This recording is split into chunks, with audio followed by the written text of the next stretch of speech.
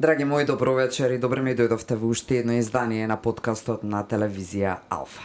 Вечерашната емисија ја насловив од хиперактивно дете до чувар на македонската меморија.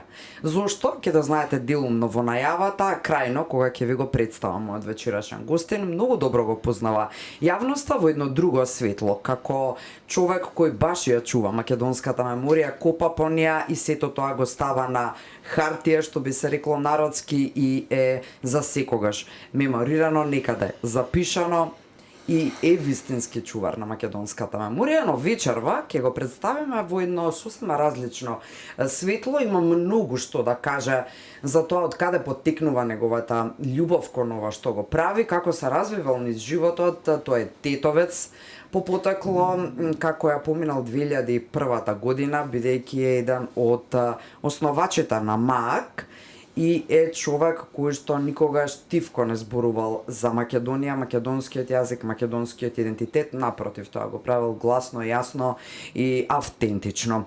Тој е историчар, тој е архивист и е директор од 2010 до 2018 на Музеот на македонската борба.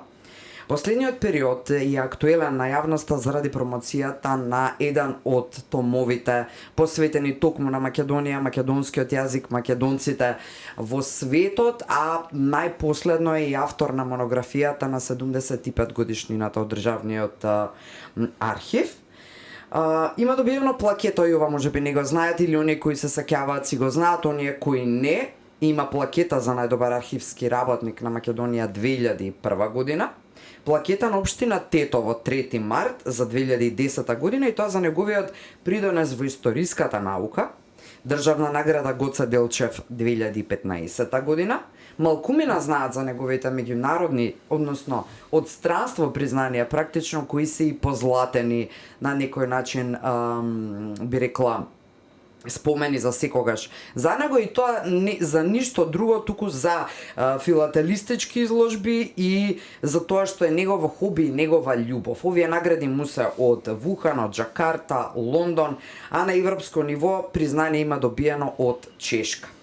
Последниве 30 години се занимава со научно проучување, исто така на филателијата, што е најголемо достигнување во земјава во оваа смисла. Има објавено 18 книги и уште 5-6 необјавени тие чекаат да бидат објавени, или во бројка илјадници станува збор за 6000 практично страници научен и публицистички материјал. Дами и господа, вечерва во подкаст на телевизија Алфа е Бранимир Светозаревич. Добро вечер и добре дојде. Бранимир Светозаревич. Бранислав, извини, Бранислав, Господе Боже, добро, ова ќе се коригира, бидејќи се стои фино и во потписот, така што ова е моја грешка. Бранислав Светозаревич, покорни, зошто покорни? Покорни заради чешкото потекло. Мојот чукун дедо Хиполит Покорни е архитект кој доаѓа во Босна и Херцеговина со австриците да проектира и да гради државни и приватни објекти, така што и ден денес во Бања Лука одлично го познаваат заради објектите кои се таму навистина величенствени. Испитав и бев во архивот да истражувам за него, но се изненадив дека веќе и пишуваат за него таму, а не само што бил архитект, и се гордеа бањалучани со неговите објекти, туку бил и директор и диригент на Хрватското пејачко друштво Нада. Тоа го открив во архивот и благодарам на колегите, се потрудија многу, пронајдов уште многу некои работи интересни за него. Неговиот син, тој зема за сопруга или србинка или хрватица Марија, а нивниот син, бидејќи иако работел за германците, имал симпатии кон хрватите, србите, и неговиот син е Светозар Покорни, исто архитект, меѓутоа не од Прага, тој дипломирал во Виена, и тој таму се пронаоѓа со ќерка на србинка и германец Оливера Шварц. Така што дедо ми Бранко Покорни, 907 годиште, е интересна една комбинација на европско-балканска комбинација, инаку агроном, и првата работа што ја добил бил управник на земјоделски расадник во Прилеп 25-та година, а 30-та година доаѓа во Тетово и тука се жени за ќерката на локалниот војвода на ВМРО Трајче Бајрактар, Трајче Светановски Бајрактар. Ова никој веројатно не го знае. Па го знаат мои блиски, некои што се зборува, да, јавноста помалку знае, меѓутоа тоа и сега се жени, татко ми фактички татко ми е половина македонец, бидејќи е нели мајка му Славјанка, а дедо ми Бранко и Славјанка, кратенките нивни Брани и Слав, од таму е моето. А Светозаревич од Светозар? Од Светозар, прадедото. И покорни веќе не е јасно. И покорни го онака за спомен го ставам, инаку Светозаревич е на некој начин принудно, затоа што во Втората светска војна со службата се нашле во Србија. И таму дечињата на татко ми почнале во училиште што ти ова покорни, да не си германец, и се уплашиле родителите негови, тие го сочувале презимето покорни до крај, до 96-та година, додека живеа, а на татко ми му го дале презимето по дедото Светозар, Божидар Светозаревич. 55-та година се враќаат во Тетово и така останува и презимето, инаку можеби би било Светозаревски или можеби и покорни, најверојатно би останало. А ова си го должиш на себе си, Бранислав, да си го ставиш на хартија и со ова, како на моите изданија се потпишувам со покорни, чисто да споменам. Историјатот цела многу интересен. Интересен е навистина, да, така што од тој аспект и после мајка ми е од Тето, македонка. Има ли во овие 5-6 необјавени книги автобиографска некоја? Или барем делумно? Не. Треба да има. Нема. Има една само за областа на филателијата. А би требало и од другите области да направам пресек некој. Дома се уште, најверојатно во пензија тоа ќе го правам. Имам многу архивски материјал собствен. Имам цели албуми со беџови од настани што сум бил, цели албуми со покани на мои настани, бидејќи многу имам, околу 70 настани. Додека зборуваш, не добивам впечаток дека си свесен за вредноста која ја имаш како македонец кој твори и создава дела, 18 научни и публицистички материјали, мислам, работи кои апсолутно се доказ за тоа од кога е македонскиот јазик, како зборувале македонците уште пред официјалните врамувања нели на јазикот и така натаму. Тоа се сериозни признанија за еден човек, истражувач, научник, автор. Благодарам на твоето мислење, ама јас учам многу од претходните научници, така што не може тоа да се каже дека јас изворно имам твоево ретно е. Ама дека се трудам да направам нешто, да, тоа сигурно е. Вложувам многу вложувам, да. Она што јавноста не го знае, веројатно ти го знае само семејството и луѓето кои се блиски со тебе, е дека, како што ми кажа во една прилика, на 5 годишна возраст веќе си знаел и да решаваш математика, да читаш, да пишуваш.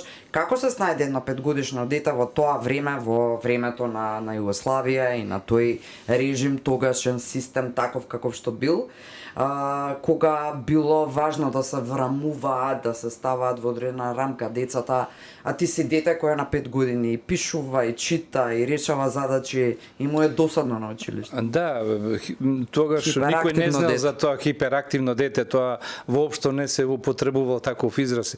Јас сум го слушнал тоа можеби пред 20 години. Сега да не претерам, ама долго време не сум го слушнал тој израз. И отпосле станав свесен дека всушност јас сум бил такво дете и најверојатно и затоа и моите родители се одлучиле некако да ме стават, да ме вкалапат во некаков систем и ме пуштиле прво делење кај учителот Мирослав, се сеќавам на него, одлично се сеќавам и на целиот клас и цело полугодие учев со нив, меѓутоа едно е тоа што сум го знаел како дете, друго е менталната зрелост и на детето, и тоа никогаш не би го направил на свој, нити препорачувам, затоа што една година да му се одземе на 6-годишно дете или на 5-годишно дете да почне на школа да оди, тоа е премногу. Премногу е, не смее да му се одзема од она безгрижно детство ништо.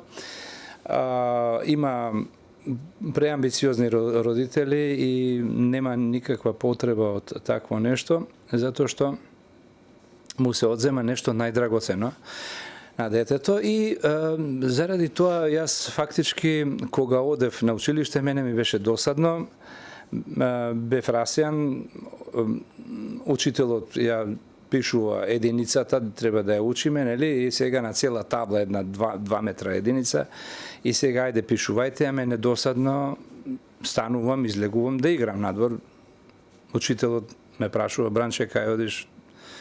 Што правиш? Па викам: ја знам единицата, сакам да играм. Не сум бил свесен за тоа, така што тоа му беше нему симпатично и цело време сакаше да ме задржи, меѓутоа не можев да се помирам со тоа дека морам 45 минути да седам во класот, а за нешто што го знам или коси црти да пишувам 1000 пати и така натаму, значи се треба да се внимава.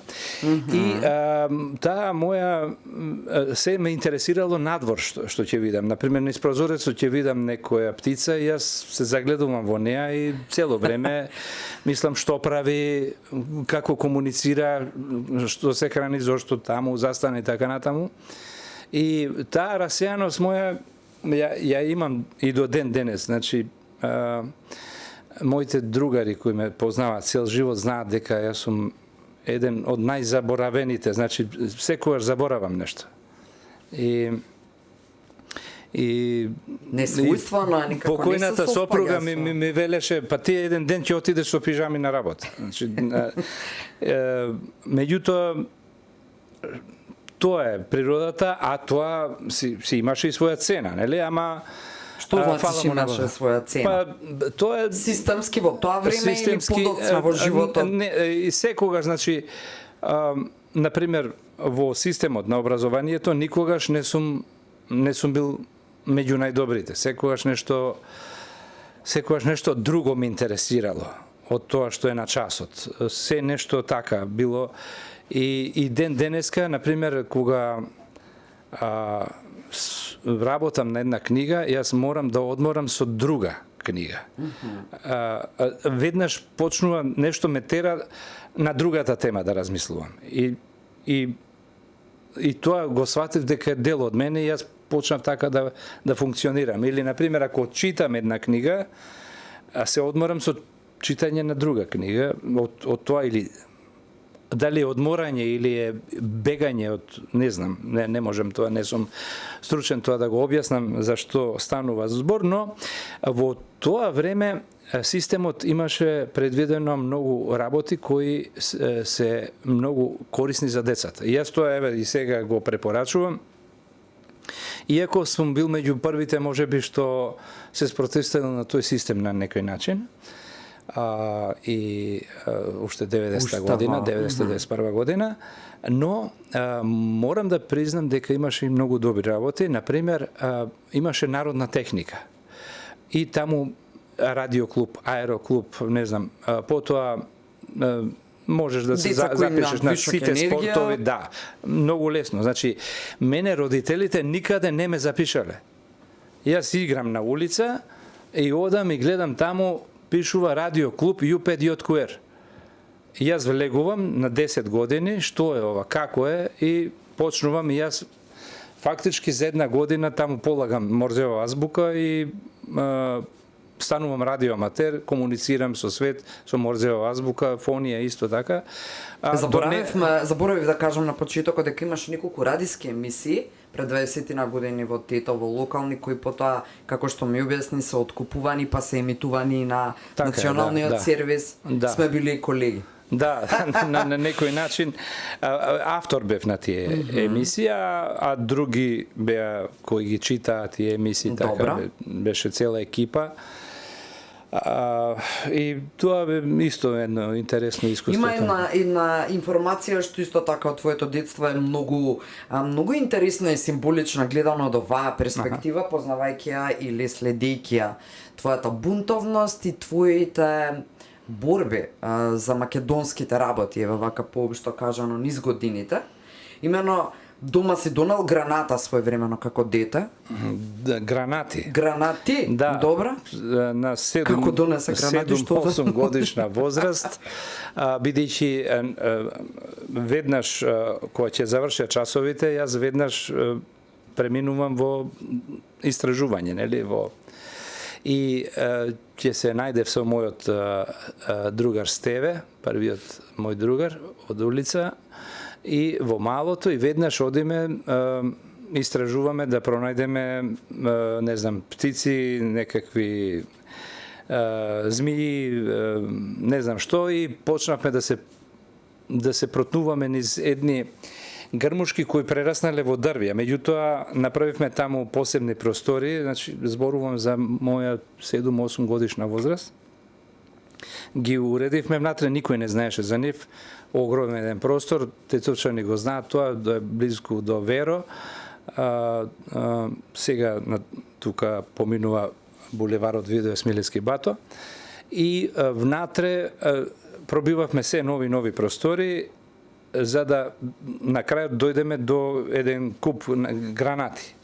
И ние така се договоривме скришно да ги носиме, јас му предлагам дома дека се гранати. Да, знае, многу филмови гледавме тогаш партизански, тоа невоските, и ги носевме во куќата кај мене долу во подрум и почнавме да ги вредиме и при една таква носење на една таква граната, например, јас ја држам за перки, другар ми за главата, и дедо ми не гледа, и Бранко, и вика, што правите? Дедо, најдовме гранати, бомби, нели, бомби, и на Стеве му паѓа бомбава со главата, значи, баб, а јас уште ја држам перката, и дедо ми падна во несвес. И после дојде полиција. Сега е смешно. Дојде полиција. Која година е ова? Ова е 73-та година. И дојде полиција и со бомбончиња така не наградија, ние се почувствувавме дека сме големи луѓе кои откриле нешто многу значајно. И ги однесовме таму, ги собра. Па и не е толку наивна оваа детска информација од суштина. И така, значи цело време често пати ми се случувало да заборам ташна, ми ја носеле другарите ташната дома, а јас да не дојдам, па татко ми со ташната на рамо ќе ја стави, ученичката, нели, така ги викавме ташни, и го гледам и ми текнува дека јас ја немам, а тој ја има, веќе се стемнило. Ќе одам некаде, ќе најдам некој гулапче и со него ќе се занимавам, заборавам да одам на училиште и така.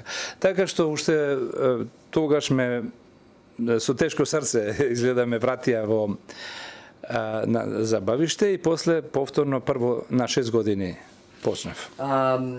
Значи колекционер од секогаш. Од најмала возраст на поштански марки, тоа е во рамките на твојата хоби, филателијата и љубов практично. Да.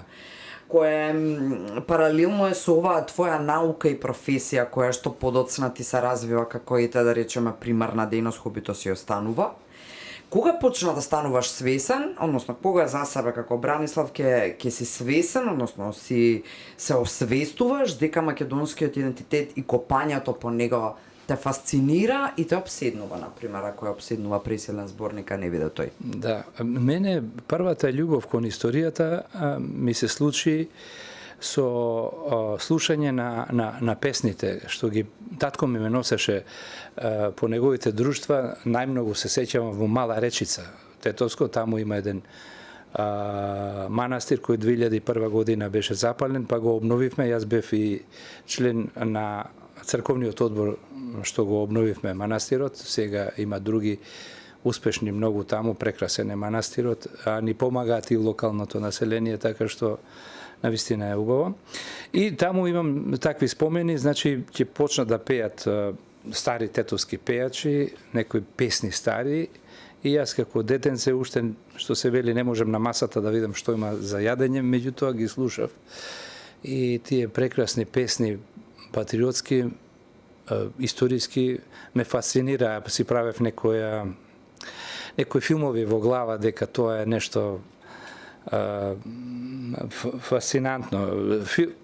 Како што ги гледам оние филмови што беа, така и тоа. И се влюбив во пеењето, во песната, научив многу песни научив, уште од мало дете, а и другарите такви беа со инструменти, секој викенд бевме и пеење. А и мислам дека тука се почнав да се влюбувам во историјата. И не бев свесен за тоа, меѓутоа како што поминуваше време, тоа нели собирав дома и гуштери, змии, птици, јајца и не знам што, и радиоаматери, и филателист, и картофил, и воздухопловен моделар бев во многу одев и на надпреварувања со тие ракети, ракетоплани, едрилици, авиони и така натаму се надпреваров. Меѓутоа како што поминуваше времето, мене пак кон крајот на гимназиското учење, татко ми вика, ај вика, сакаш некаде да одиш? Викам, па немам, не знам каде би одел на факултет. Тоа се 80-тите веќе. 80-тите години. И тој вика, па оди на шумарски факултет, јас во Шик Елак, одлични плати, има работа, колку сакаш, и јас само да го откачам, му велам, нема проблем.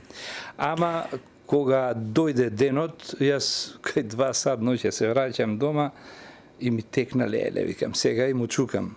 Спална на татко ми, што е? Викам, Сабајлево од приемен испит, треба па добро и, па викам, па ти ми рече шумарски. Па добро и, па викам, не сакам на шумарски, па на кој факултет сакаш? Нешто те интересира тебе во животот? Па викам, историја. И ме загледа, а тоа беше најнеперспективниот факултет што постои, тоа така беше, може би и сега, не знам. Во смисла на работа, немаш многу што, архив и наставник, нели? И тој ме загледа, ме рече, со среќа некаде. И благодарен сум му многу за тоа. Не. И затоа јас не се спротивставив на моите деца. Тоа што сака да студира, тоа што сака да учат, нека учат и само напред. И ете така, а после 10 години од тоа Шик Елак пропадна, ајве, јас нешто направив во историјата. Одлична порака. Ги спомнавме 80-тите, бидејќи 87-ма си еден од организаторите на протестите пред грчкиот конзулат. Што значи патриотизам во 80-тите за тогаш младиот Бранислав Светозаревиќ? Бидејќи бев многу, да условно кажано, заразен со македонската историја и бидејќи бев на факултетот историја, јас бев свесен што всушност се приготвува, не до крај. Отпосле сватив дека грците знаат сигурно дека ќе се распадне Југославија за 3-4 години наскоро и дека Македонија ќе се осамостои и тие преземаат мерки. Меѓу мерките познати се во јавноста најмногу, нели, дека веќе не е Северна Грција, туку Македонија, дека Македонија беше забрането име. Ја прекрстија во Македонија, аеродромот го прекрстија, поставија споменик Александар Македонски и така натаму. И превзедоа уште низ мерки кои ние ги знаеме, нели, блокада имавме на границата, учествував и во протестите и блокирање од наша страна на границата со Тодор Петров тогаш. И она што не потекна беше тоа што колегите наши од Грција кои студираа на Скопскиот универзитет им се забрани да студираат тука, а меѓу колегите беа и македонци кои го изучуваа македонскиот јазик и дипломира и така натаму, стануваат интелектуалци со свест за македонскиот јазик и така натаму, не е мала работа тоа. И им беше забрането во Битола и во Скопје туку да студираат од Ниш северно нагоре. И тоа беше доволно, мене некој револт ми се појави и слушнав дека има таква организација, јас брзо ги пронајдов луѓето, се сеќавам беше тогаш Сенко Велинов во таа организација, беше една новинарка, сестра на познатата актерка и беше Борче Несторовски од економски факултет, подоцна стана градоначалник на Газибаба. Значи, така една интересна екипа на студенти кои ги од Весна Петрушевска сестра е. Маја, новинарка, мислам, отиде брзо некаде на запад, во Лондон или не знам каде. Ако го сгрешив името, нека простата, ама тоа е, ја себе мене ми се случило лапсус со твоето име. Јас се извинувам, не можам да се сетам. Меѓутоа, поминале и од тогаш бајги години, значи, тоа е без 40 години. Зошто револт? Заради револтот беше неправдата и толку масовно беше тоа, прифатено и од факултетите и од училиштата, а ми се чини и државата стави прсти во сето тоа. Пред грчкиот конзулат, тоа беше неколку повеќе илјади луѓе протестиравме таму, направивме беџови, го чувам дома, како од Македонија се подава рака кон Грција. И од тие беџови, нели што реков, колекција имамо, се што сум учествувал било каде нешто, ако сум бил организатор или учесник на симпозиум или спортски надпреварувања, сум организирал многу такви меѓународни манифестации, шарпански купови и така натаму. И и тоа беџоте го имам дома. Порака дека сепак испраќаме рака на пријателство, меѓутоа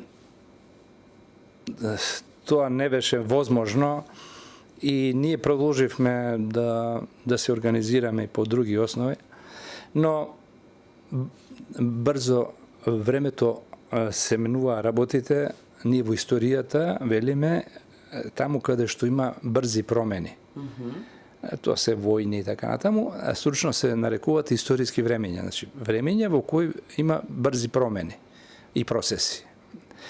И така што не бев ни свесен колку сето тоа многу брзо се случуваше, Зошто имам чувство дека е изеден патриотизмот според од денешна перспектива, тоа колку сега би се собрала во една таква ситуација на протест, поредено со тогаш, зборуваш за илјадници луѓе. Да, за илјадници луѓе ентузијазмот беше многу голем. Затоа што во комунизмот немаше такви појави. И тоа не можеше така лесно да се направи. Имено. И затоа ние да речеме тој акумулиран револт кон политиката на Грција, кон нашите таму, и ние имавме многу од Егејска Македонија бегалци, нели, нивните семејства, ние се сочувствувавме со тоа, така што сето тоа придонесе, но имаше најверојатно и разбирање, некаква толеранција и од властите, затоа што почна и таму нешто да се случува внатре. Иако, да речеме, системски, јас 89-та, значи после 2 години, веќе почнавме во Тетово и Гостивар 90-та година да формираме Македонско народно движење,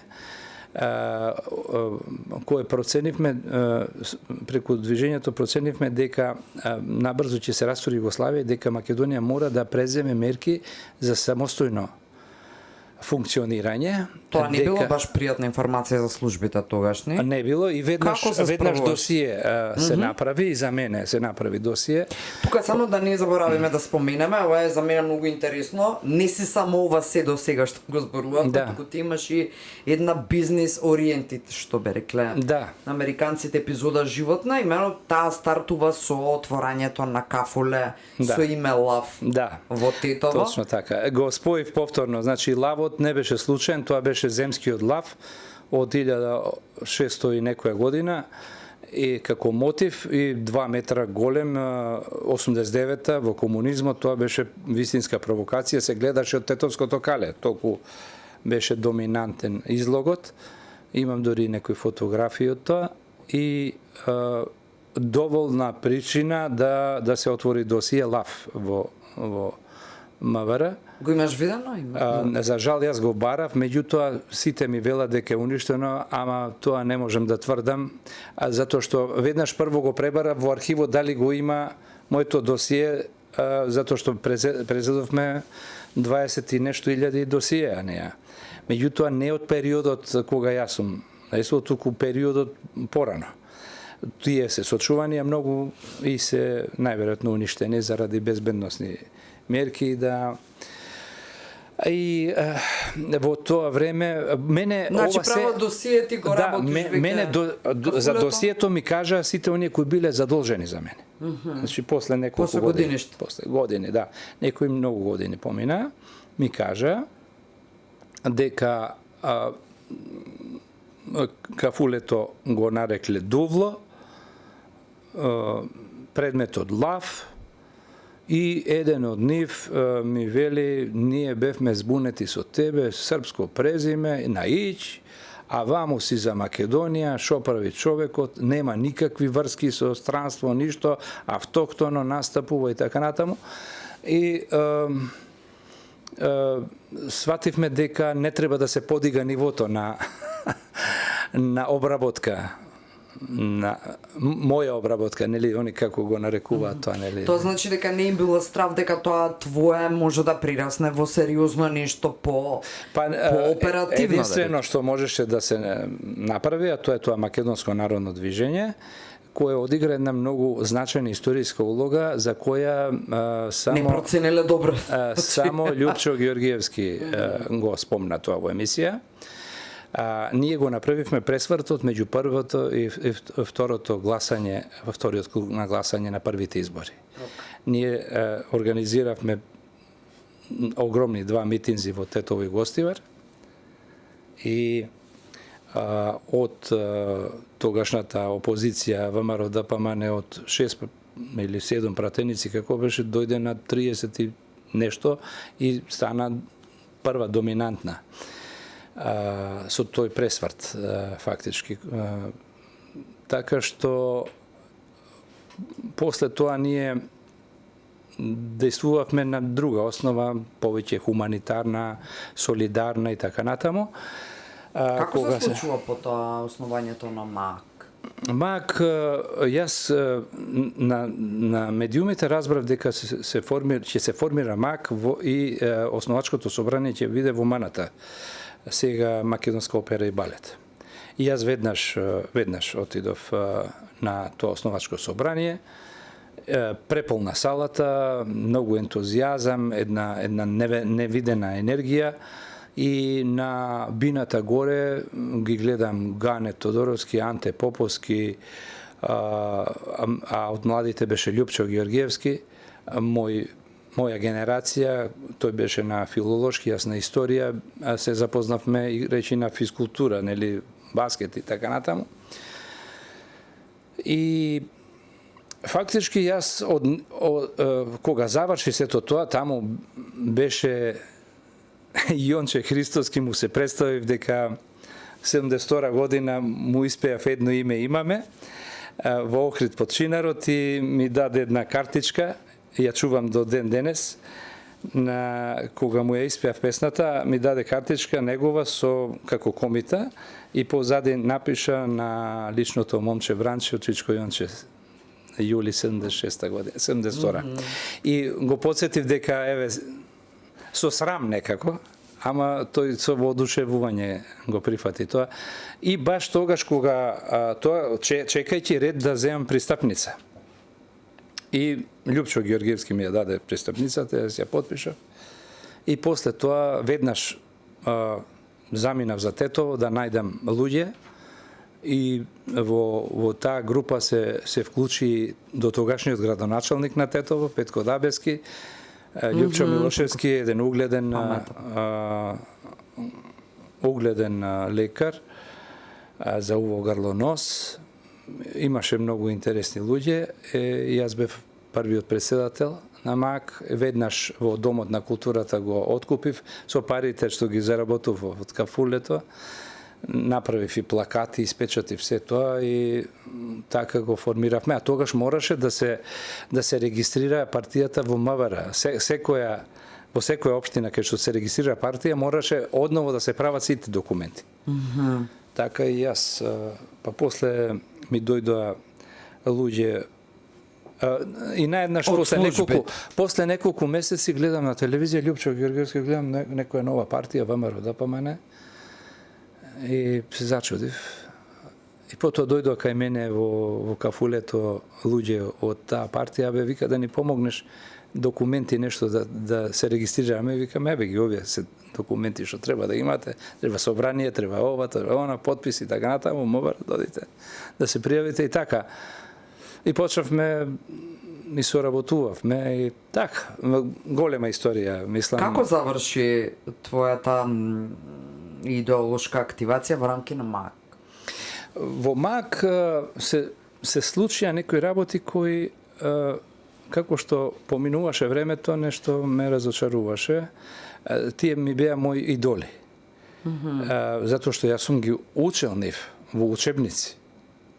И јас гледав во нив светци. Јас бев младо дете од 20, за нив. 20 и имав 4 години, 25 години. Меѓутоа, имаше некои структури таму кои видов дека не работаат баш како што треба, односно дека фактички работаат повторно за службите. Тоа се случи и со Македонското народно движење, кое не беше партиско, меѓутоа кога се инволвира луѓето и така доброволно се растуривме. Оставивме и книги за тоа и така натаму. Исто и во МАК, и тоа нешто мене многу ме погоди емотивно и на еден состанок кој се одржуваше во главниот одбор во клубот на писателите на Максим Горки. И јас така емотивно со солзи во очите поднесов оставка од функцијата што ја има во првите 15 луѓе бев, одговорен за младите и така натаму, дека МАК е формирана партија, така кажав. Тоа беше дека е формирана партија која има задача да собере интелигенцијата и да изолира од политичкиот живот. И навистина се најдоа многу интелектуалци во замка тука. Дури после Страшо веќе беше сосема друга ситуацијата. Страшо мислам дека дојде на моје место тогаш во и така, и тоа нешто мене така со солзи во очите го напуштив. Меѓутоа, после долги години, еден од нив, познатиот адвокат Блаже Муратовски, после 20 години во градскиот зид покрај Министерство за финансија, тука имаше канцеларија, и ја викам, чекај, поминувам таму да видам дали тука случајно дали жив, затоа што многу постар од мене. И вака под отворена вратата, стемнета просторијата и гледам старец натре, вака замислен, ја дигна главата, викам, здраво, викам, Блаже, се сеќаваш на мене? И тој вика, како не, вика, Копилен. Вика, уште ти ги паметам, вика, зборовите што ми ги кажа тогаш. Што ни ги кажа. И им реков, детево, изгледа во право. А зборовите беа? Зборовите беа дека имам чувство дека оваа партија е формирана за да собере на едно место македонската интелигенција, да ја изолира од политичкиот живот, за да може полесно да со другите да се значи капацитетот на таа партија. И мислиш ли дека од тогаш навака баш тоа се случува во рамки на секоја партија? На секоја партија. Така што не можеме да се ослободиме од такви структури. Секаде ги има. А правејќи паралела тие години 2001 можеш да кажеш кои беа посилните предавства? Сега ова е можеби многу симплифицирано прашање. Не сум компетентен за тоа, не сум компетентен. Мене само тоа ми беше тогаш многу жал и некако се Зошто не сме можеле? После 2 години така почна да доаѓаат кај мене луѓе од ВМРО ДПМН, ајде дојди, ни требаш ово, и така продолжив со ВМРО ДПМН и бев, да речеме, така секогаш ме повикуваа и колку што можев, затоа што секогаш сум велел, ако сум во некоја партија, што имам да дадам? Сум решил да живеем од мојата работа, од мојот труд. И ако не можам со државната работа, ќе работам уштедна работа, ама да не зависам од тоа. За да можам да бидам слободен и да се изјаснувам онака како што мислам во партијата, ми правеле чест. Јас сум можеби еден од ретките, многу редките кој бил член на Централен комитет на сите тројца председатели на партијата. Но никогаш мојот глас секогаш и моите говори во партијата секогаш убаво биле примени, меѓутоа главно останувале браво, Бране, одлично, супер кажа и така натаму. А зошто не ме поддржа? И тоа нема. Значи, во таа смисла,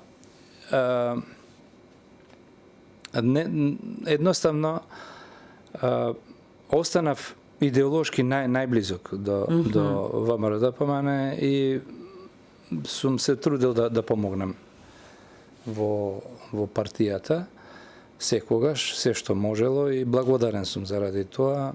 Од оваа перспектива, што мислиш дека најмногу недостасува од идеалите на независноста? Кои се изгубија? Што недостасува? Единствено што јасно го гледаме дека оние кои беа први во опозицијата, макар и со можеби несоодветни кадри, но имаше кај нив еден ентузијазам кој сега не го гледам. Значи имаше идеологија. А сега, да речеме, зборувам општо, не зборувам за мојата партија, зборувам општо. И сега многу е по назначен, можеби, борбата за лична позиција и така натаму, што тогаш јас не го сваќав тоа така. Значи, јас бев и одборник на МАК во Тетово, сега советници, што, нели, сега сум повторно во Советот. Во тоа време, например, јас сум единствениот што дал оставка од таа позиција, затоа што мислев дека одборничките места, советничките места треба да ги заземаат луѓе кои сакаат нешто да дадат, значи волонтерски, не со плаќање. Да бараат надокнада, надокнада да и така натаму. Ама веднаш, само што во првите месеци, веќе видов дека се гласа за тоа, потоа почна мој, твој деца, вамо таму да... И јас тоа не можев да го сватам. Изгледа дека јас не ги разбирам работите во политиката добро и затоа внимавам многу да истрчувам, освен што, например, позицијата која ми беше доделена за директор на Музеот на македонската борба беше предизвик за мене, затоа што е стручна. И сметав дека може многу да дадам и навистина таму постигнавме фасцинантни резултати. Но после со години сватив ја нели веднаш дадов, после 5-6 месеци дадов оставка од за МАК. Не од општина. Од општина. Реков дека не се согласувам со целокупната работа на општината, така стои во таа, не од оставка, затоа што се разрушарав, затоа што сум верувал во некакви идеали кои не се реални. И сватив дека така функционира секаде во светот. Тоа е уште поизразено сега. Нас, например, тогаш ни дојдоа едни советници 91 година, 92 што беа директни советници на Џорџ Буш постариот. И ни држат предавање како треба демократијата да се да функционира и мислев дека ќе научам нешто вака и како тоа оди, ајде примерот во Америка и после таму сваќам јас дека фактички ако имаш пари, можеш да платиш лоби и ќе те застапуваат. Ако не платиш, значи нема правда тука. Има интерес. И она што беше најшокантно за мене беше тоа што тие ни покажаат ценовник. Колку треба да се плати еден конгресмен, колку еден сенатор, колку еден државен секретар, колку председателот, за да ги застапуваат твоите интереси. И тогаш сватив дека светот не се базира на демократско размислување, туку на интереси. И во историјата, во науката, додека сметав дека идеологијата е на прво место, јас грешев. И лутав, не можев да го најдам. Откако сватив дека пред се интересот е во прашање, почна се да ми се отвора. Значи, наеднаш маглата се дигна во науката и јас сватив дека се објаснува само со интереси. И тоа што напишале британците, нели во парламентот Британија нема пријатели, има интереси, тоа важи за сите. Колку поскоро го сватиме тоа, подобро. Од нивна страна барем искрено е напишано тоа. Да. И нема што да се крие. И така функционираат и големите сили. Од со векови наназад и до ден денес.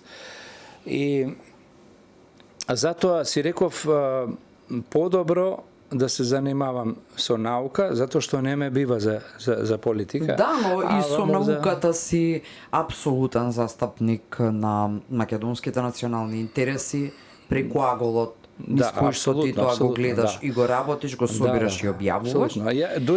Дури да речеме, моето задоволство е дотолку поголемо што, например, и она што го застапувам цело време сега, е и на владата став.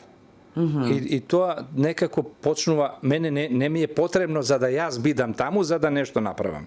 Затоа што ова треба да биде нешто што треба да го системски да се работи. Тоа треба да се вика во другите држави стратегија. Национална стратегија. Во Македонија се вика ВМРО-вецот Бранислав. ВМРО на чело ти пишува ВМРО и крај, а не е тоа. Да, исто како што беше со Музеот на македонската борба. Таму тој беше стигматизиран цело време и се трудеа да го затворат по секоја цена, да го претворат во некаков хотел, казино и така натаму. Меѓутоа сватија дека не може тоа така да оди и таму, например, го напаѓаа дека тоа е некакво ВМРО-вско дубло и така натаму, а кога ги носев новинарите, им велам, избројте ги во сочните фигури, кога ќе видите дека само 9 од нив се десно ориентирани, а другите 36, сега не ме држи за збор, се лево ориентирани. Тоа се и социјалистите во рамките на историското ВМРО, тука се и ВМРО обединета меѓу двете светски војни, тука и комунистичката партија. Значи не стои тоа, не. Сепак еминентни историчари го работеа тоа, јас имав чест да работам меѓу нив. Да, но таа стигматизација уште е полесна сега со оглед на социјалните мрежи, па затоа има и ВМРО-вската новинарка Искра, има и историчарот ВМРО-вски Бранислав. Чисто како но како и да, ние не сме тука вечерва да се оправдуваме за тоа што е наше верување, што е нашата борба. Сите може да мислат што сакаат и тоа да го кажуваат јавно или не, зборува за нив, ниту им должиме било какво објаснување, ниту пак ќе им реплицираме. Апсолутно, како што има тие право на свое мислење, демократско, така е и нашето, така што мислам. Апсолутно.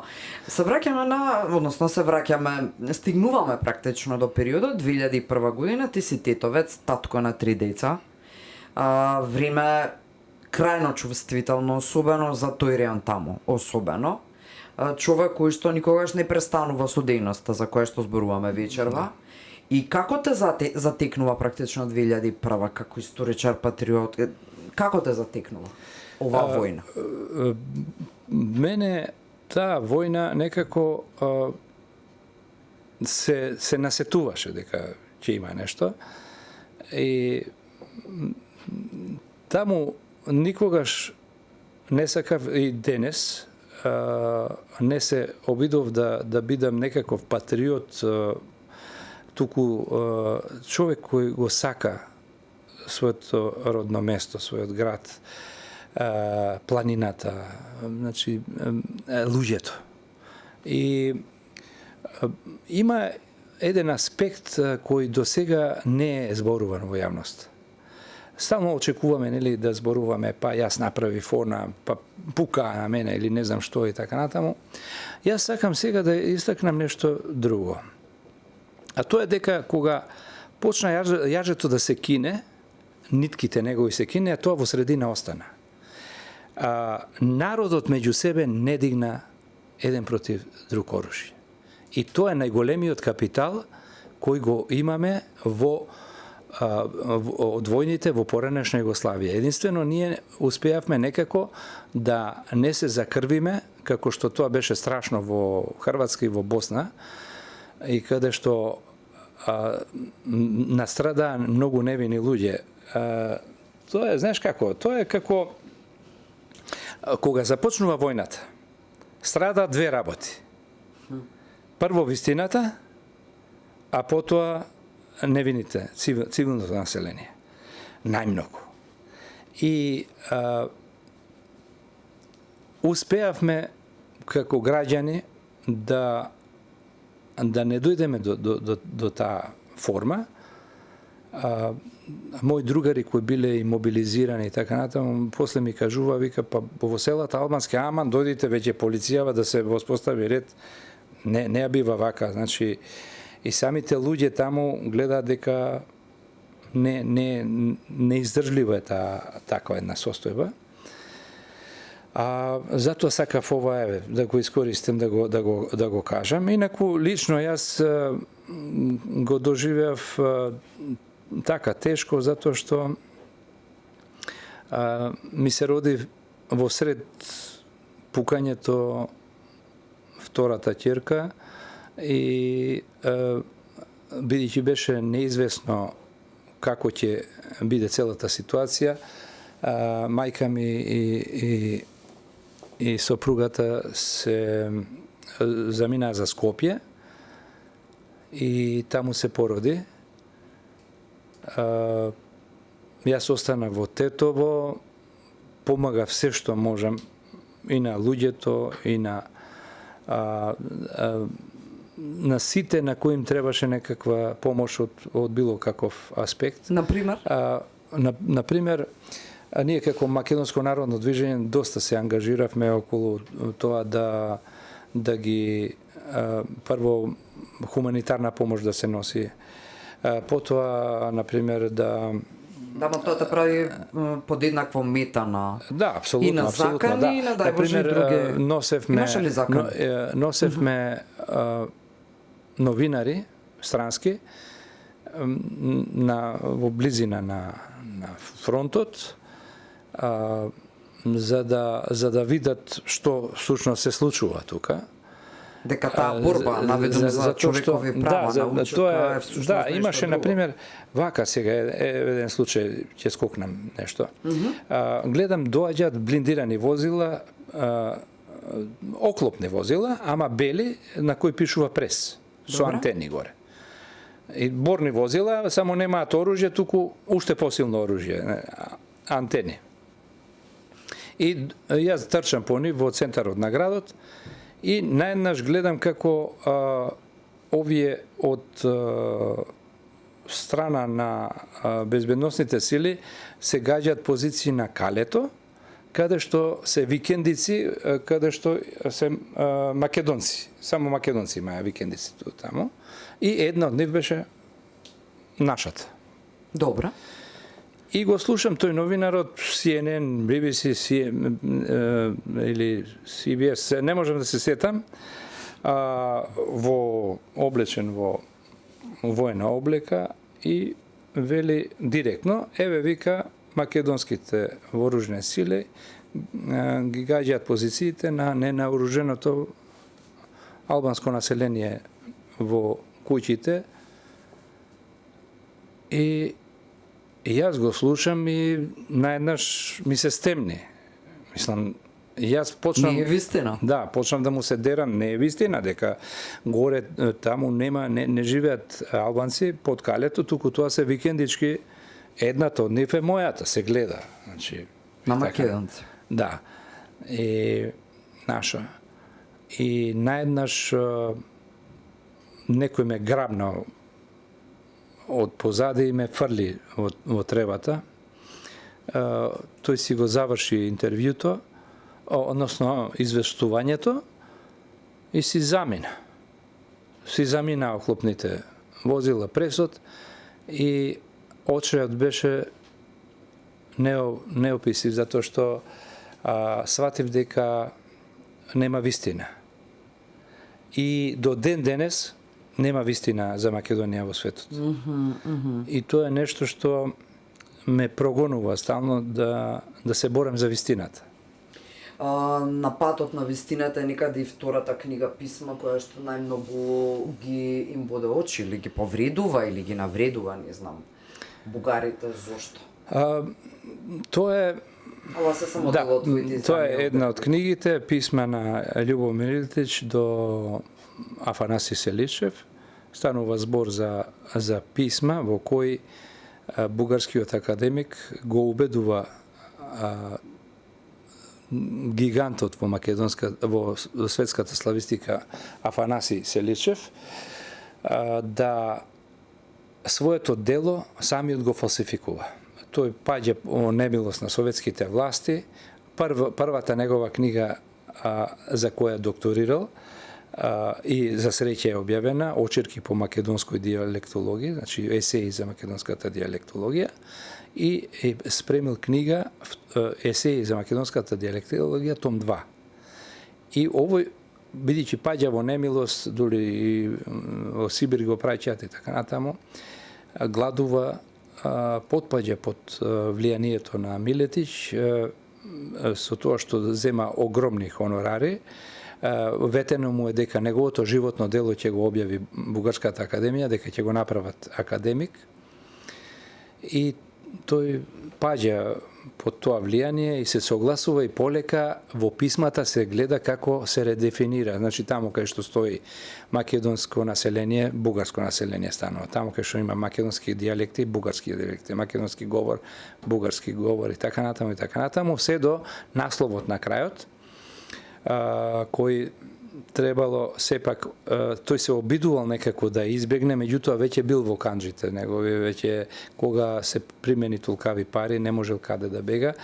Дава повторно еден наслов на книгата во кој не се спомнуваат ни бугарите, ни македонците, но во едно од писмата му вели Милетич, сепак мислам дека треба да стои бугарско население, да се македонски бугари и така. И така таа книга од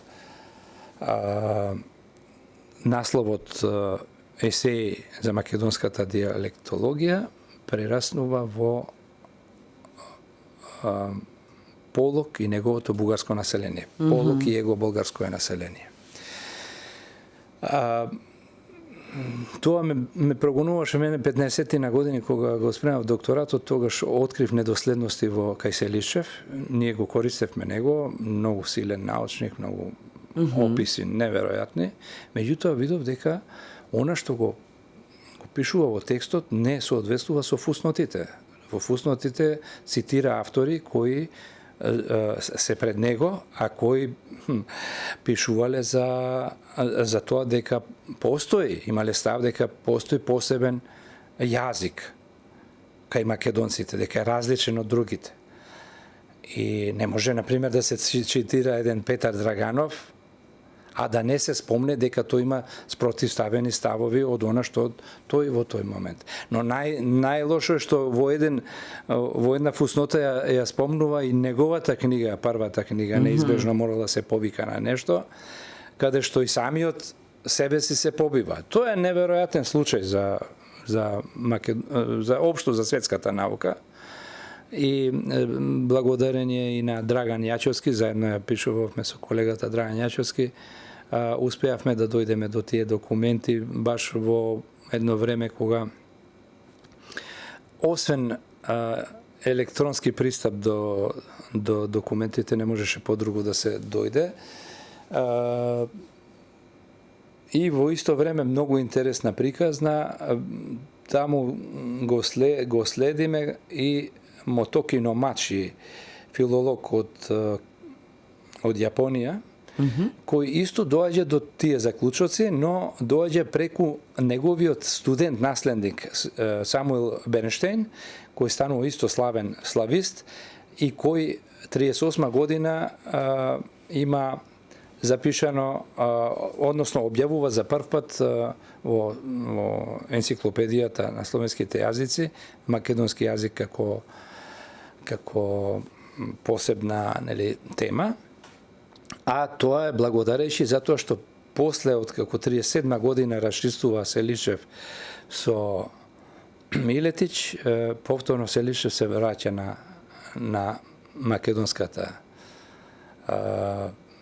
на македонскиот јазик како посебен и го потикнува својот наследник да оди во тој правец и до крајот на животот тоа го работи. И сега Мотокино Мачи фактички состојби, ова е многу суштинска, многу темелна и апсолутно оспорување на сите аргументи во наводници кои Софија мисли дека ги има.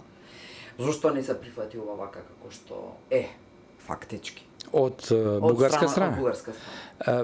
Тие се многу навлезени во тие стратешки, ова политички... Ова не е нешто што Бранислав го измисли. Не, тоа се непобитни факти и дури и рускиот амбасадор веднаш ја побара книгата.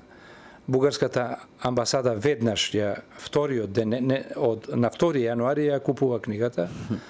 Меѓутоа и руската амбасада, ама од таму дојде после информации, честитки затоа што нив не ги интересира дали Селишев бил виновен или не виновен, туку дали е вистина или не.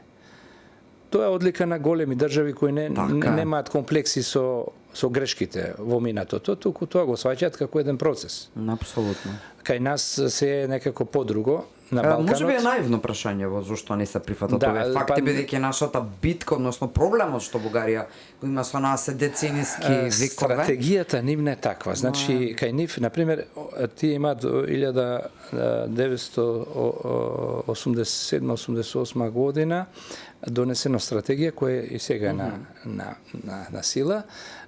И таа стратегија за 21. век им се нарекува, таму стои дека не постојат македонци, значи, например, набројува. Во Хрватска има 80.000 бугари, малцинство. Значи, сите македонци ги прогласуваат за бугари. Да.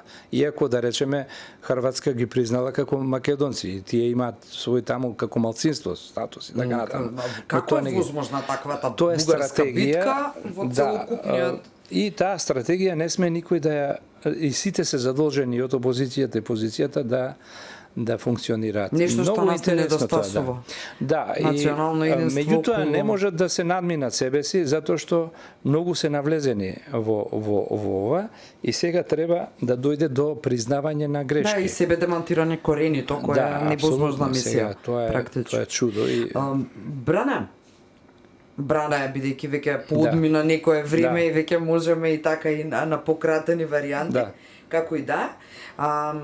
Што научи Македонија од 2001, сега пак се враќам, дали ја научивме лекцијата или уште повеќе се изгубивме? Не сум размислувал вака за ова прашање. Повторно правиме грешки. Правиме грешки од сите страни, мисечини. Јас сега се занимавам со децени со минатото, не со актуелната сегашност и сепак сметам дека можеме многу повеќе едни на други да имаме доверба, но треба таа политичка култура да се развива и понатаму кај нас, да сватиме дека не може бесконечно да се поентира на шовинистички позиции. Значи, не му се нуди на народот, да речеме, некаква економска перспектива, туку на прво место е националното и тоа е веќе погрешниот пат кој не води до невидени миграции. Населението веќе му е здосадено, односно смачено да слуша таква шовинистичка реторика која го остави без една екзистенција која треба да биде достоинствена. Не мора да биде кој знае каква, меѓутоа грото од населението. Тоа е карактеристика за целиот Балкан, ние не сме исклучок и мислам дека сме дел од таа каша. Баш така. И дека ќе помине доста време, но цената ќе биде превисока, затоа што гледаме и во Тетово, каде што, да речеме, Дуи беше 20 години на власт, има огромна миграција.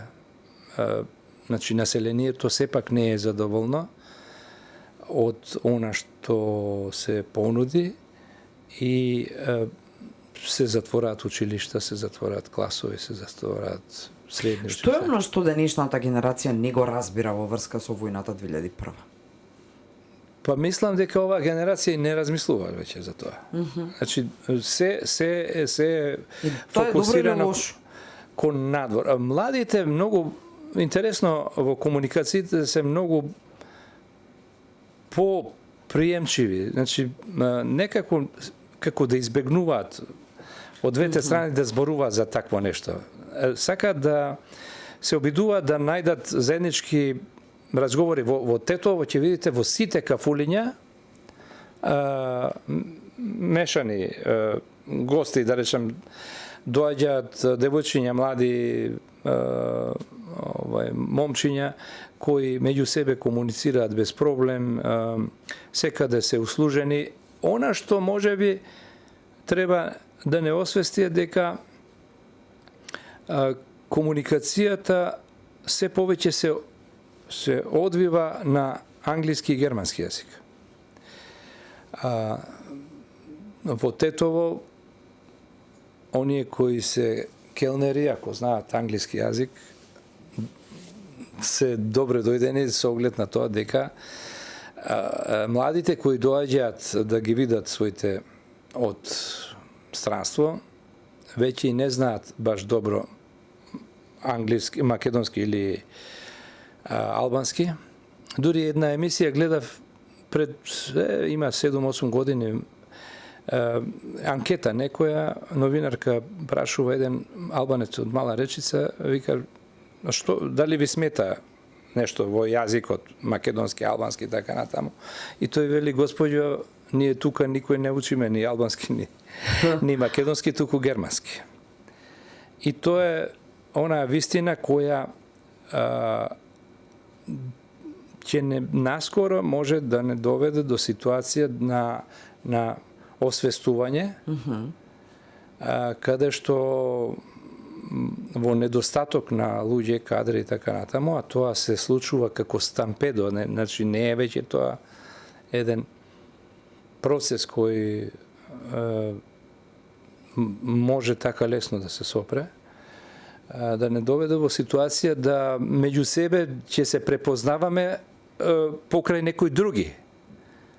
Затоа што се повеќе и во Тетово, во маркетите се среќаваме со луѓе од Непал, од Индија, не знам од каде сте, Пакистан. Да, во околината на Алфа последниве денови ги забележувам така што треба ние сепак какви да сме населението научило да живее едни со други, едни покрај други и така натаму. И мислам дека тоа е неизбежно нешто што не очекува, а не е за фалење. Така што се што би се направило во политиката да се сопре тоа би било добро. И сега, бидејќи го заокружуваме разговоров полека, би сакала пак да се вратиме таму каде што почнавме на тебе, твоите изворни љубовни насоки кои те водат низ животот И како велиш ти, си го работам тоа во кое што сум влюбен и успехот е неизбежан.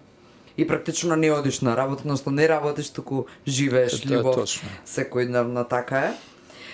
Сакам на тие признанија да се вратиме, оние за кои јас првпат чув кога ти ме избрифира. Меѓународни позлатени, односно од Вухан, Джакарта, Лондон, Чешка. Колку се силни овие признанија? Па ти мислиш ли дека е штета што јавноста баш и не знае за нив? Да, филателијата е едно можеби најмасовно хоби во светот, меѓутоа исто така во големо опаѓање. Во смисла на тоа дека младите генерации веќе се потешко го прифаќаат тоа. Си имаат некои своји други хобија, интереси така натаму. И јас бидејќи цел живот се занимавав со таа работа и направив околу 30 самостојни изложби филателистички, со тоа што докажував дека филателијата може да биде во служба и на науката и на културата. И во период од 3-4 години решив ајде да се испробам на меѓународно ниво, што е она што јас го знам и го поседувам. И некој ми рекоа, ама немој сега на европско, ти прво на балканско оди, нешто да добиеш тука, регионално, па после ова. Меѓутоа свесен дека кај мене науката е целосно навлезена во хобито, веќе тоа не е хоби, туку наука, знаев дека имам квалитетен производ. И како експонат, но и како книга. Значи, таа книга, Поштенската историја на Македонија, 1843-2010, Поштенски жигови, се појави таму, знаете како, 81 член на комисија има. Значи, тоа се експерти не само по филателија, туку и по историја, по сите области. Со филателијата се занимаваат во светот доктори, адвокати, политичари, истакнати генерали и така натаму, уживаат во тоа, одлични познавачи се, научен пристап и таму наеднаш книгата ја доби највисоката награда која воопшто македонската филателија ја има добиено. Голема позлатена медаља, вермейл, така наречена. И тоа беше за мене едно големо признание дека не сум сгрешил во тоа што го работам. Пошто сакаш да бидеш запаметен од иднитеиве генерации? По делата. Овие на хартија или генерално твоите, бидејќи дела се и ова, твоите јавни настапи, начинот на кој што ти ги шириш твоите сознанија и она што го правиш. Делата како книги? Пред се, но многу ми значи, нели, рековме дека ако нешто со љубов се работи, неминовен е резултатот, ама исто ако го работиш тоа за народот со љубов, тоа го добиваш назад како експлозија од љубов. И тоа е нешто што го доживувам во мојот живот и сум пресреќен и благодарен на целиот народ македонски за сето ова што го доживувам, но и на моите сограѓани албанци. Нема ништо поубаво кога ќе те препознае на улица, мислам, се знаеме таму сите. Имам одлични пријатели, другари на кои можем да се потпрем за било што и тоа го сметам за лично богатство, затоа што јас и така сум воспитан во семејството. Дедо ми Форем, лекарот, тој живел во чаршијата Тетовска и тогаш не знаеле англиски, сите знаеле турски и тоа бил нивниот бизнис јазик. И тој цело време така не воспитуваше и мајка ми Божица е така воспитана да ако можеш помогни, ако не можеш не одмагај. И тоа еве, уште нешто. Значи, што е за мене богатство? Кога одев сега, имав многу големи Тоа ми е следното прашање. Низ Европа. Бране, да, што е за тебе богатството во вистинска смисла? Што е богатство? Тоа ми е следното прашање и неверојатно, а не си го видел сценариот. Да, одлично прашање. Се што има цена е ефтино. Само тоа што нема цена е скапо. Значи има луѓе кои и настани кои не можеш да ги купиш. Може да бидеш мултимилиардер, но да го платиш тоа не можеш. Тоа е она што ми се чини ме прави богат. Тоа така јас размислувам, може би е грешно, ама секој човек во животот знаеш како е тоа искра. Живее, да речеме, 50 или 100 години, нели, физичкиот живот е толку. Меѓутоа срамот и славата се бесконечни. Тоа е вториот живот. И тој што го одбира овој друг живот, ми се чини дека ќе живее долго. И не е се едно, велат, никако се испраќа еден човек на оној свет. Се е тоа дел од она социјална вредност која ја стекнала во својот живот. И што за него се зборува после тоа? Дали луѓето го проколнуваат, или го плукаат, или секогаш со радост се сеќаваат на него. Од тој аспект можам да кажам дека се чувствувам богат.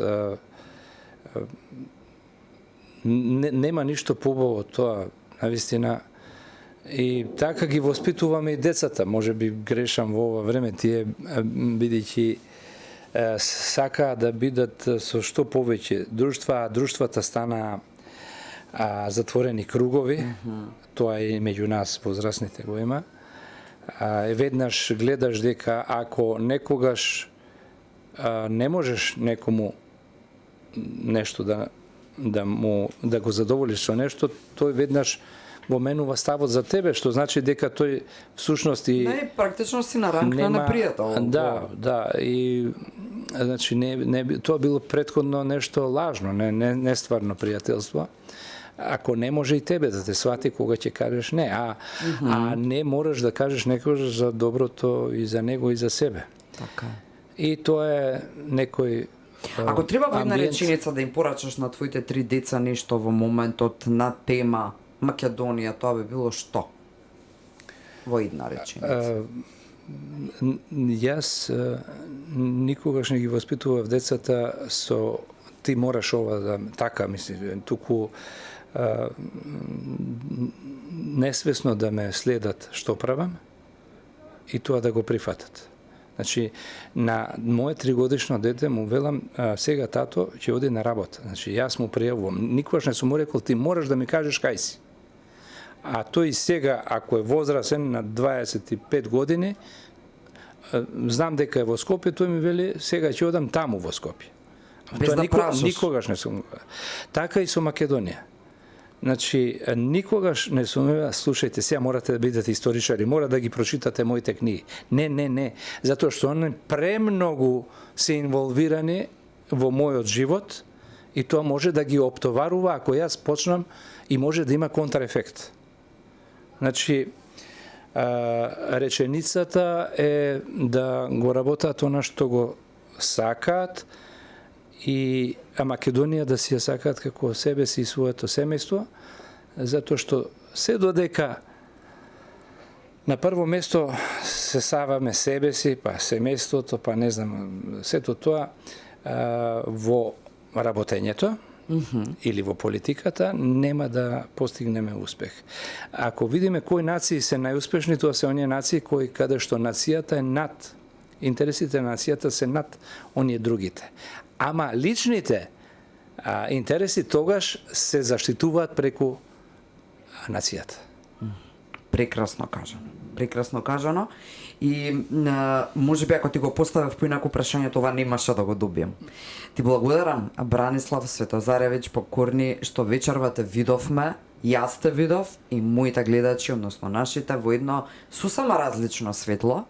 Мислам дека, освен пак ќе речам они околу тебе и најблиските, многу малку од јавноста ги знае некои од овие детали, што социолошко, општествено, политички во дадени клучни моменти, тоа и од друга страна твои приватни работи за тоа кој е овој човек со ваков вредносен систем кој што денеска го создава ова што го создава. Ако нешто заборавив да чепнам малку подлабоко, а беше важно, тогаш ти закажувам уште една средба за некое време. Од сега ти секако си активен цело лето, патуваш и го промовираш твоето последно издание и сите предходни. Каде ќе бидеш летово, во таа смисла, во однос на промоциите, тоа ме интересира, чисто за да знае јавноста, каде се македонците надвор се заинтересирани за ова нешто? Сега, сите настани ги планирам во многу краток период, затоа што имам стари родители, многу болни и треба да бидам блиску и не многу оддалечени временски и територијално. Така што цело лето ќе имам активности, дури и оние кои не ги знам, бидејќи добивам многу покани и реално на европско ниво или па и преку океански за поканите, како и да е тоа за Европа очекувам сега, нели, Виена, Загреб и септември имаме пак Загреб нешто друг и настани службено и промовирање на првиот том македонски на чешки јазик на Карловиот универзитет. Јас ти благодарам што постоиш, ти благодарам што ми беше вечер во гостини, ти благодарам што сведочам на твоето творештво. Се надевам дека вредностите кои ги остава за себе Бранислав Светозаревиќ и сите кои како тебе работат слично или во своите области, дека ќе останат доволно интересни и доволно присутни за идните генерации. Те чекам повторно во ова студио за некое време. Благодарам, Искра. Уживав во емисијава и повеќе од час и 20 минути трае ми. Неверојатно, но разговорите ни се многу пријатни. Уживам и во твоето друштво и во разговорите кои ги имавме, ти благодарам за се. Драги мои, ви благодарам што бевте вечерва дел од подкастот на телевизија Алфа, особено за тоа што како концепт имаме идеја и цел низ личниот профил на гостинот да покажеме како стигнува до она што го прави и прети над се мислам дека веќе ви е јасно, повеќе нешто ситно, повеќе од година дена зрачиме во етерот и на социјалните платформи и можевте да видите дека крајната порака во секое едно гостување е давајте, не очекувајте за возврат, бидејќи тука е успехот и тогаш љубите најмногу, најсилно и тогаш резултатите сами доаѓаат. Впрочем, тоа се вистинските вредности, индивидуални и општествени, за да си имаме поубав личен, но и колективен живот. Добра ви ноќ и гледате подкаст на Алфа.